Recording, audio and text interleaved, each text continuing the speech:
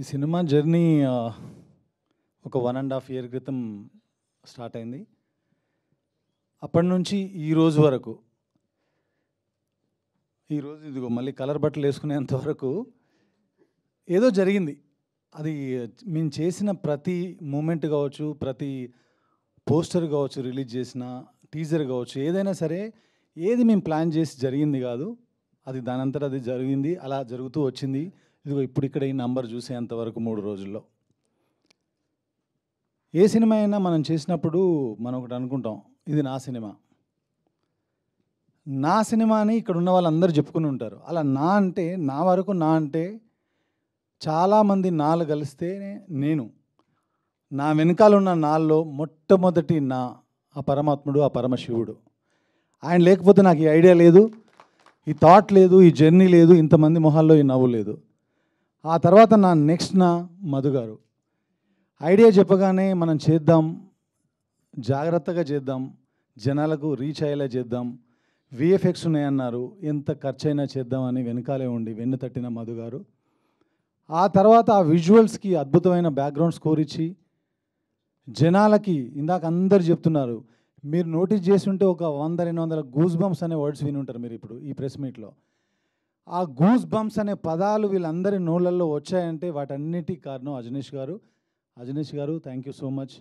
మీరు లేకపోతే ఈ సౌండ్ లేదు, ఇప్పుడు ఇక్కడ ఈ రీసౌండ్ లేదు.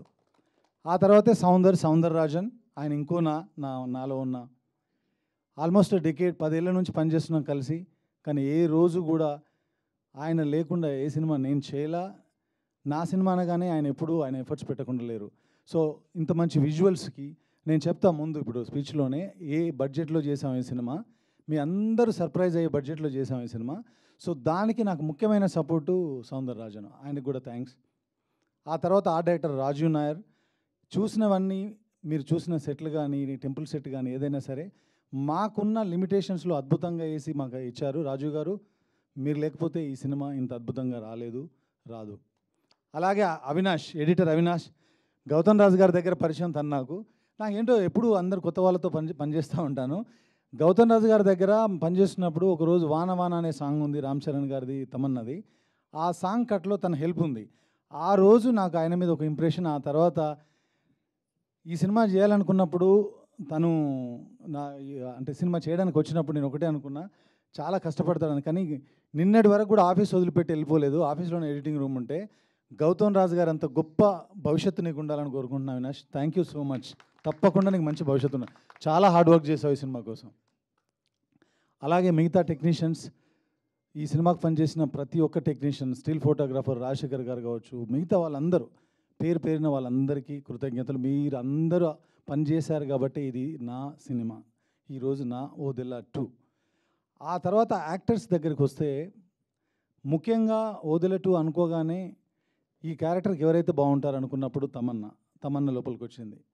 ఈరోజు మీరు అందరూ తమన్నా 20 సంవత్సరాల తన కెరీర్ ఒకవైపు, ఈ సినిమాలో తన పాత్ర ఒకవైపు అని ప్రేక్షకులు చెప్తున్నారు. దానికి అంత అద్భుతమైన నటన ఇచ్చిన తమన్నాకి, తను పెట్టిన ఎఫర్ట్స్కి, తన వెనకాల ఉన్న టీంకి, నీతాలుల్లా మ్యామ్ గారికి, అందరికీ పేరున థ్యాంక్ యూ సో మచ్. ఆ తర్వాత తిరుపతి. ఎప్పుడు నన్ను ఫ్యామిలీ అని అంటుంటారు వశిష్ఠ గారి విశ్వరూపం. ఆయన ఇప్పటివరకు ఎన్ని సినిమాలు చేశారో, ఎన్ని సినిమాల్లో మీరు ఆయన గుర్తుపెట్టుకున్నారో నాకు తెలియదు. కానీ ఈ సినిమా తర్వాత నుంచి తెలుగు సినిమా ఇండస్ట్రీ తనని నెత్తి మీద పెట్టుకుంటుంది. తప్పకుండా రాబోయే రోజుల్లో అద్భుతమైన పాత్రలు చేస్తూ అద్భుతంగా మనందరినీ అలరిస్తూ is going to stay here for long time. All the very best. ఆ తర్వాత సినిమాలో ఉన్న యాక్టర్స్ అందరూ, శ్రీకాంత్ అయ్యంగారు కావచ్చు, ఆయనలో నాగమహేష్ గారిలో మంచి వక్త ఉన్నారని ఈరోజు అర్థమైంది, నాగమహేష్ గారు. సో శ్రీధర్ గారు, అనిల్ గారు, ఇక్కడ ఉన్న యాక్టర్స్ అందరూ, మా వంశీ గారు, గగన్. ఆ ఫస్ట్ సీన్లో చాలామంది అన్నారు ఏ రెఫరెన్స్ ఉంది ఈ సీన్, కానీ నా సినిమాల్లో మీరు చూసుకోండి ఏ సీన్లకి ఏ రెఫరెన్స్లు ఎక్కువగా ఉండవు, కథకు కూడా ఉండవు. కథలు కూడా మీరు చూసి వెతికి పెట్టినా కూడా మీకు ఏ కథకి ఒరిజినల్ స్టోరీ ఏం దొరకదు. నేను సమాజంలో చూసే రాస్తుంటాను. అవి ఏ స్థాయికి వెళ్ళినా, పాన్ ఇండియా స్థాయికి వెళ్ళినా, లేదంటే లోకల్ స్థాయిలో ఆగిపోయినా నా కథలన్నీ నా దగ్గర, నా లోపల పుట్టినవే. సమాధి శిక్ష కూడా నేను రీసెర్చ్ చేసి రాసిందే. సమాధి శిక్ష సీక్వెన్స్ అంత బాగా పండడానికి ముఖ్య కారణం గగన్. ఆయన కింద కూర్చొని ఏడుస్తుంటే టోటల్ సీన్లోని ఎమోషన్ అంతా కూడా ఎమోట్ అయ్యి ఆడిటోరియానికి పాకింది. అంత బాగా పర్ఫామ్ చేసిన గగన్ గారికి thank you so much. So ఇంకా స్టేజ్ పైన ఉన్న శ్రీధర్ గారు, మిగతా యాక్టర్స్ అందరూ, ఇక్కడ ప్రభావతి గారికి నేను ఫ్యాన్. సిటీమార్లో ఒక సీక్వెన్స్ చూసినప్పుడు అనుకున్నాను ఈవిడ లేకుండా సినిమాలు చేయకూడదు అని. అలాగే కంటిన్యూ అవుతుంది. ఎందుకంటే ఆవిడకి ఏం చెప్పక్కర్లేదు, చిన్న క్యారెక్టర్ చెప్పేస్తే ఇంకా ఆవిడే చేసేస్తారు. మనమే తగ్గించుకోవాలి ఇంకా ఆవిడ చేసిన పర్ఫార్మెన్స్ని. వద్దండి 2025లో ఉన్నాం, కొంచెం తగ్గుదామని. సో అంత బాగా చేసే ప్రభావతి గారికి ధన్యవాదాలు. సిరి, ప్రియా, మా డాలీ చిన్న పిల్లగా అమ్ము అని చాక్లెట్లు ఇచ్చుతూ నేను రచ్చ సినిమాలో చేపించాను. అలాంటి అమ్మాయి ఈరోజు ఈ సినిమాలో అద్భుతమైన క్యారెక్టర్ చేసింది, తనకు కూడా థ్యాంక్స్. అలాగే పూజ, ఈరోజు నేను బర్త్డే అని విన్నాను, హ్యాపీ బర్త్డే. ఆ క్యారెక్టర్ చేయడం అంత ఈజీ కాదు. కేవలం నా మీద నమ్మకంతో ఈ క్యారెక్టర్ చేశారు. ఎందుకంటే ఒక ఆడపిల్ల హీరోయిన్గా చేద్దామని ఇండస్ట్రీకి వచ్చి ఇలాంటి క్యారెక్టర్లో, అది ఒక రేప్ సీక్వెన్స్ ఇన్వాల్వ్ ఉన్న క్యారెక్టర్ చేయడం అంత చిన్న విషయం కాదు. కేవలం ట్రస్ట్తో చేసింది, అద్భుతంగా చేసింది. ఇందాక వంశీ గారు చెప్పినట్టు ఆయనకు కూడా కంఫర్ట్ ఇచ్చింది Pooja. Long way to go. Naveen, dress బాగుంది, కానీ ఇక నుంచి నటన కూడా బాగుంటుంది, కొంచెం ఇంప్రూవ్ చేసుకో. అవమానించడానికి కాదు, ఎంకరేజ్ చేయడానికి చెప్పాను.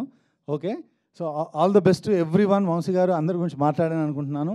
ఇక ముఖ్యంగా శంకర్ గారు, సినిమా పోస్టర్ రిలీజ్ అయిన దగ్గర నుంచి మా సినిమాని నమ్మి ఈ సినిమా మేము చేస్తామని ముందుకొచ్చి ఈరోజు ఇంత దూరం తీసుకొచ్చి అద్భుతంగా డిస్ట్రిబ్యూట్ చేసి వరల్డ్ వైడ్గా 600 పైచిలుకు థియేటర్లలో రిలీజ్ చేయడానికి కారణం, నార్త్ ఇండియాలోనే 150 థియేటర్లో 160 థియేటర్లో రిలీజ్ చేశారు. అంత నమ్మకంగా నమ్మిన శంకర్ గారికి మంచి జరుగుతుంది, భవిష్యత్తులో కూడా మంచి జరగబోతుంది. తప్పకుండా నేను చేయబోయే సినిమాల్లో ఆయనతో 100% కలిసి ట్రావెల్ చేస్తాను నేను. థ్యాంక్ యూ శంకర్ గారు, ఇంత మంచి డిస్ట్రిబ్యూషన్ చేసినందుకు thank you so much. Suresh గారు, మీరు లేకపోతే కూడా ఇది లేదు. చాలా వరకు ప్రమోషన్లో కానీ మాకు మంచి ఐడియాస్ ఇస్తూ, మేము కొంచెం వర్క్లో బిజీగా ఉన్నా కూడా సినిమాను ముందుకు తీసుకెళ్ళిన సురేష్ రెడ్డి కొవ్వూరు గారు కూడా థ్యాంక్ యూ సో మచ్. అలాగే నవీన్ గారు, అలాగే సాగరన్న, ఎక్కడున్నా సరే నా సినిమా అనగానే ఈ సినిమా అద్దరిపోద్ది అంతే అని గుడ్డిగా నమ్మే మీకు కూడా థ్యాంక్ యూ సో మచ్. వీటన్నిటి తర్వాత ఇప్పుడు ఇంకొక విషయం, బాలసుబ్రహ్మణ్యం గారు ఆయన ఎప్పుడు ఒక మాట అనేవాళ్ళండి. నాకేమో కొంచెం లో ప్రొఫైల్లో ఉంటాను, మీ అందరికీ తెలుసు. మనం ఎదిగామని మనమే చెప్పుకోవాలి, ఆ రోజులు పోయినాయి. మన గురించి పక్కోడు మాట్లాడే రోజులు పోయినాయి. మనం ఎదిగిన విషయం మనమే చెప్పుకోవాలి అనేవాళ్ళు. ఇప్పటివరకు ఎప్పుడు కూడా నేను ఏ స్టేజ్ మీద నేను చేసిన సినిమాల్లో నేను మాట్లాడిన మాటలు తీసుకోండి, ఎక్కడ ఏది గొప్పగా చెప్పుకోలేదు. కానీ పర్టికులర్గా ఈ సినిమా గురించి మాత్రం నేను చెప్పదలుచుకున్నాను. నాకు ఒక 4-5 ఏళ్ల క్రితం వరకు అసలు స్పిరిచువాలిటీ కానీ భక్తి కానీ పెద్దగా లేదు. కష్టపడిన దానికి ప్రతిఫలం వస్తుందని నమ్ముకుంటూ వెళ్ళేవాడిని. అలాంటిది ఈ సినిమా, నేను ఇంటర్వ్యూల్లో చెప్పాను, మీతో మాట్లాడిన ఇంటరాక్షన్స్తో చెప్పాను, ఇది నేను రాయలేదు, ఆ పరమాత్మనే రాయించాడని. అది ఇప్పటికి కూడా చెప్తున్నాను, ఇది నేను రాసిన కథ కాదు, నాకు సాధ్యమయ్యే కథ కాదు. నేను నమశివాయ అంటే మీకు తెలియదు అన్నారు, నాకు కూడా తెలియదు ఇది ఈ సినిమా స్టార్ట్ చేసేంతవరకు. సో ప్రతిదీ రీసెర్చ్ చేసి చదువుకొని తెలుసుకొని రాసి ఈరోజు ప్రతి ఒక్కరూ ఆ నంది కనిపించినప్పుడు కానీ, ఆ శివుడు కనిపించినప్పుడు కానీ, వాళ్ళు పడిన వాళ్ళ స్పెషల్గా వాళ్ళు ఎక్స్పీరియన్స్ చేసిన ఎక్స్పీరియన్స్ని నాకు ఫోన్ల ద్వారా మెసేజ్ల ద్వారా కమ్యూనికేట్ చేస్తున్నప్పుడు, శివుడు ఏది చేసినా ఒక కారణం ఉంటుంది, శివుడు ఏది చేసినా దానికి ఒక అర్థం ఉంటుంది. నాలో స్పిరిచువాలిటీని నింపడానికే దేవుడు ఈ సినిమా నా చేతుల ద్వారా జరిగేలా చేశాడు. అందుకేనేమో మా ఊరు నుంచి ఫోన్ చేసి, నిన్నటి వరకు నువ్వు ప్రౌడ్ ఆఫ్ నంది ఫ్యామిలీ అనుకున్నావు, ఇప్పుడు ప్రౌడ్ సన్ ఆఫ్ ఓదెలా అని చెప్తున్నారు. ఈ జీవితానికి ఇంతకంటే నాకు ఏమీ అక్కర్లేదండి. ఒక పుట్టిన ఊరి ప్రజలు, పుట్టిన ఊరి ప్రేక్షకులు మనకు ఫోన్ చేసి ఇంత అప్రిషియేట్ చేయడం అనేది అద్భుతంగా భావిస్తున్నాను, అద్భుతంగా ఫీల్ అవుతున్నాను. కాబట్టి ఈ సినిమా అనేది ఇప్పటికే కాదు, ఎప్పటికీ నా మనసులో, నా హార్ట్లో ఉండిపోయే సినిమా, అద్భుతమైన సినిమా, గొప్ప సినిమా. ఎందుకు ఈ మాటలు చెప్తున్నానంటే, సినిమా చేసినప్పుడు మనం పోలీస్ స్టోరీ చేస్తే 100 సినిమాలు పోలికలు ఉంటాయి, ఓ లా బేస్డ్ సినిమా చేస్తే 100 సినిమాలు ఉంటాయి, ఓ డాక్టర్ బేస్డ్ సినిమాలు చేస్తే 100 పోలికలు ఉంటాయి. పోలికలు లేకుండా సినిమా ఉంది అని నేను చెప్పను, కానీ సినిమా ఉంది మాత్రం అద్భుతంగా. మీరు చూస్తే ఎన్నో కొత్త సీక్వెన్స్లు, సమాధి శిక్ష మాట్లాడుతున్నారు, సైకిల్ గురించి మాట్లాడుతున్నారు, తిరుపతి ఫైవ్ ఎలిమెంట్స్ గురించి మాట్లాడుతున్నారు. క్లైమాక్స్లో ఉన్నటువంటి అద్భుతం 20 నిమిషాలు, ఆ 20 నిమిషాల గురించి మాట్లాడుతున్నారు. దీన్ని స్ప్రెడ్ చేయండి. ఎందుకంటే ఇందాక మా ప్రొడ్యూసర్ కానీ మా వాళ్ళందరూ భయపడినట్టుగా, ఒక సినిమా అయితే మనం మనకున్న ఎనర్జీతోనో శక్తితోనో ఎవరినైనా మనం ఢీకొట్టగలం. మనం ఇక్కడ ఒక సినిమా చేయడానికి రాలేదు. తప్పకుండా ఇంకో 25 ఏళ్ళు 30 ఏళ్ళు సినిమాలు చేయాలని ఆశపడుతున్న వాళ్ళం కాబట్టి మీ ఎవరి గురించి కోపంగానో తప్పుగానో మాట్లాడలేం. I respect each and every one of you. మీ విలువ, మీరు రాసిన వ్యూస్ని, రివ్యూస్ని అన్నిటినీ పాటిస్తూ ముందేమైనా తప్పులు ఉంటే సరిదిద్దుకునే ప్రయత్నం చేస్తాను. కానీ ఒకే ఒక మాట, సినిమాలో ఉన్న మంచిని మాత్రం స్ప్రెడ్ చేయండి. తప్పకుండా ఇది మీరు చేస్తారని ఆశిస్తున్నాను. అలాగే ఇందాక ఒకటి అన్నా, నేను మాట్లాడతానని, ఈ సినిమా బడ్జెట్ మీరు రాసిన బడ్జెట్ కాదు.